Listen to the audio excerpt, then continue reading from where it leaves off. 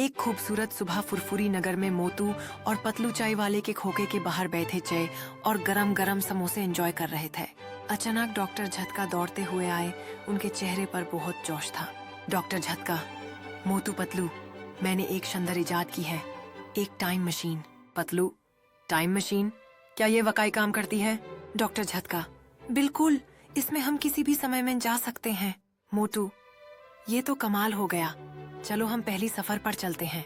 Doctor झटका, ठीक है, बस मुझे कुछ समय चाहिए इसे सेट करने के लिए। पतलू, बहुत अच्छा, हमें किस समय जाना चाहिए? मोटू, मुझे तो पुराने जमाने की कहानियां देखनी है जहां राजा और रानी होते थे। डॉक्टर झटका, चलो फिर हम कुछ दिनों पहले के समय में चलते हैं। पतलू, टाइम मशीन का सफर कैसा होगा ये देखना है। डॉक्टर झटका, सब तैयार हैं? चलो ये सफर शुरू करते हैं। मोटू, ये क्या हुआ? लगता है हम सच में उड़ रहे हैं। पतलू, क्या हम किसी नए समय में पहुंच रहे हैं?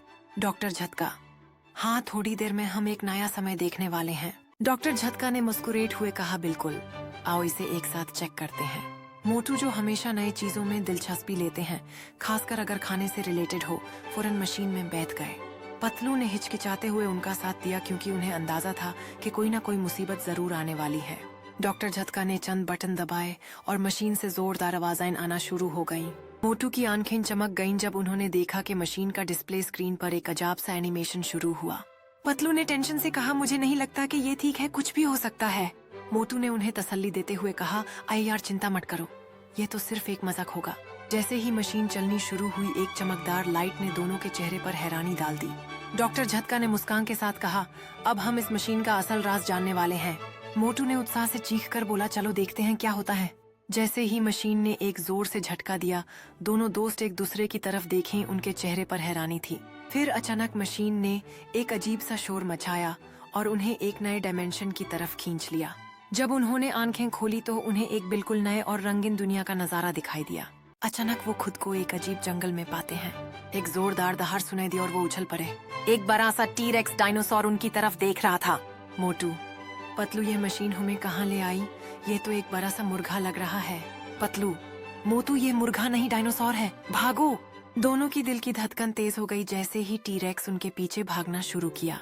मोटू ने सोचा कि अगर वो छुप जाएं तो शायद वो बच सकते हैं, लेकिन टी-रेक्स ने उन्हें देख लिया और अपने दांत साफ करने लगा। मोटू चिल्लाया, पतलू, ये खुद को साफ करने वाला है ना, हमें भागना होगा। दोनों ने बेचैनी से भागना शुरू किया, जंगल की गर्मी और टी-रेक्स की गर्मी दोनों महसूस करते हुए। उन्होंने सोचा कि अगर वो एक पानी की झील तक पहुंच जाएं तो शायद बच सकते हैं। जब वो झील के पास पहुंचे, पतलू ने कहा, भाग, पानी में छुप जाते हैं।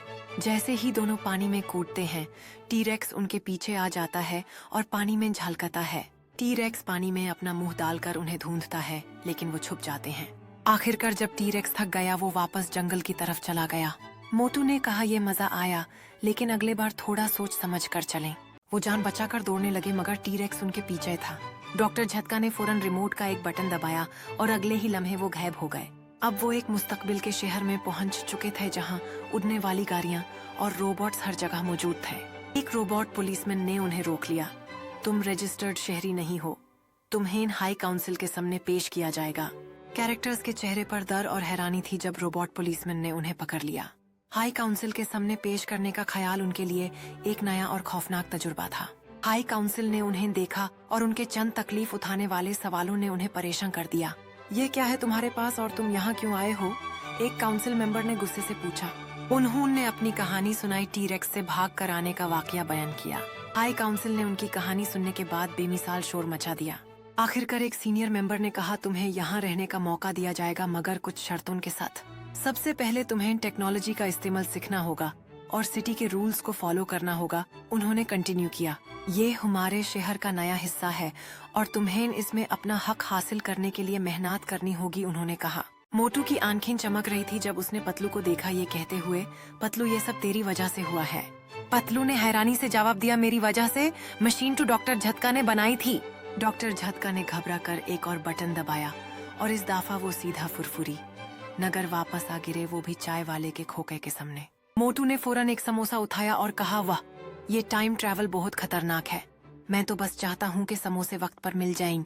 पतलू ने समोसे की तरफ देखते हुए मुस्कुराते हुए कहा, समोसा तो कभी भी मिल सकता है, लेकिन टाइम ट्रैवल का मजा अलग ही है।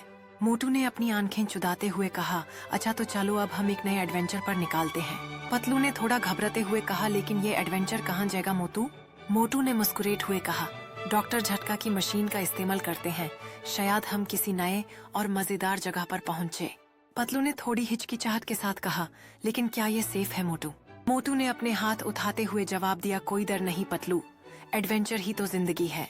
पतलू ने मुस्कुराते हुए कहा, ओके, लेकिन अगर कुछ गलत हुआ तो मैं तुम्हें नहीं बचाऊंगा।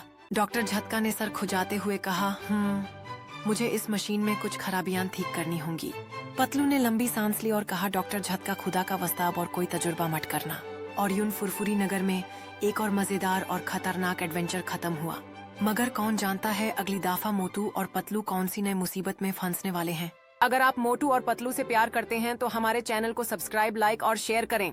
ऐसा लगता है कि मोटू और पतलू के बीच कुछ मिशअप्स हमेशा होने वाले हैं, लेकिन उनकी दोस्ती हर मुश्किल पर भारी रहेगी। फुरफुरी नगर की गलियों में उनकी मजाक भरी दोस्ती हमेशा नए रंग भर देती है। इस दोस्ती की कहानी कहीं भी खत्म नहीं होती, ये सिर्फ शुरुआत है। अगली बार तैयारी रखना, क्योंकि मोटू और पतलू फिर से नए रंगों में दिखने वाले हैं।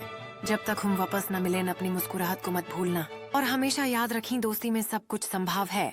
फिर मिलेंगे नए एडवेंचर्स के साथ, तब तक खुश रहिए, क्योंकि फुरफुरी नगर में हर पल एक नया चमत्कार होता है। तो चलिए साथ मिलकर नए सफर की शुरुआत करते हैं। हर नए दिन के साथ नए चैलेंजेस और खुशियां आती हैं, और इस सफर में आप सभी का साथ हमारे लिए बहुत मायने रखता है। अब बस इंतजार है आपके साथ मिलने का अगले एपिसोड में।